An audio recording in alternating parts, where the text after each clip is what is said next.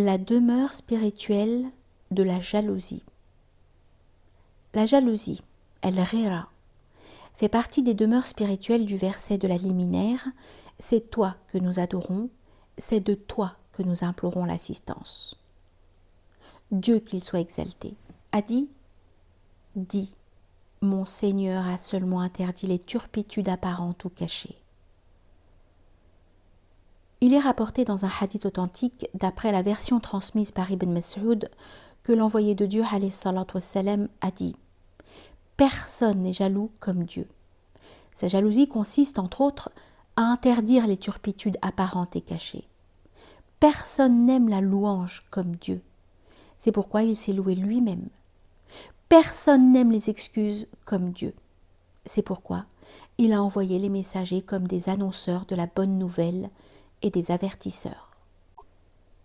Il est également rapporté dans 2 hadiths authentiques que l'envoyé de Dieu alayhi salatu wassalam, a dit « Dieu est jaloux et le croyant est jaloux. Et la jalousie de Dieu consiste en ce qu'il n'aime pas que le serviteur touche à ce qu'il lui a interdit. » D'après la version transmise par Abu Huraira. Et aussi, vous vous étonnez de la jalousie de Saad ? Je suis plus jaloux que lui, et Dieu est plus jaloux que moi. Parmi ce qui relève de la jalousie, il y a aussi la parole divine suivante. Quand tu lis le Coran, nous plaçons un voile épais entre toi et ceux qui ne croient pas à la vie future. Sarah al-Saqati a dit à ses disciples « Savez-vous ce qu'est ce voile ? C'est le voile de la jalousie. Personne n'est plus jaloux que Dieu. Il n'a pas fait des impies des gens habilités à comprendre sa parole et à mériter sa connaissance, son unicité et son amour.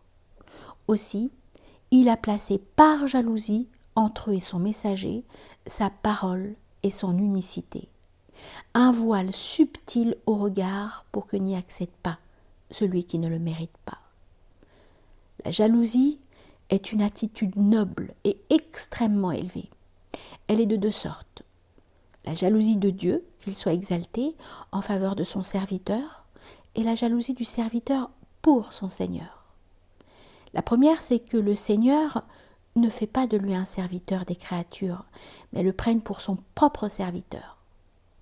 Quant à la deuxième, c'est que le serviteur ne consacre rien de ses œuvres, de ses paroles, de son temps et de ses souffles à quelqu'un d'autre en dehors de Dieu, et qu'il se fâche pour les interdits divins lorsqu'ils sont violés et pour les droits de Dieu lorsqu'ils sont négligés.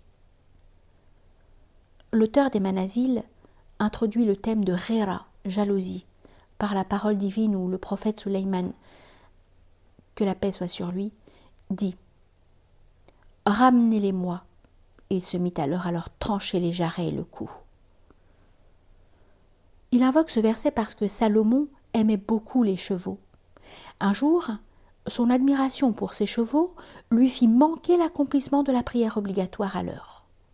Jaloux pour Dieu, à cause de ses chevaux, il dit à ses employés « Ramenez-les-moi » et il se mit à leur trancher les jarrets et le cou par jalousie pour Dieu. L'auteur des Manazil ajoute « La jalousie, el-ghira, c'est la cessation de l'endurance par avarice et le manque de patience par finesse. C'est-à-dire que le jaloux est incapable de supporter ce qui le détourne de ce qu'il aime et le voile par rapport à l'objet de son amour.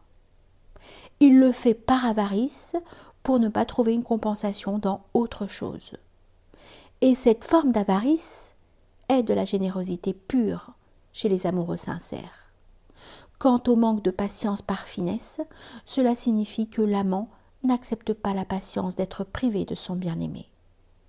De toutes les formes de patience, c'est celle qui peut être blâmable, même si ce n'est pas le cas ici.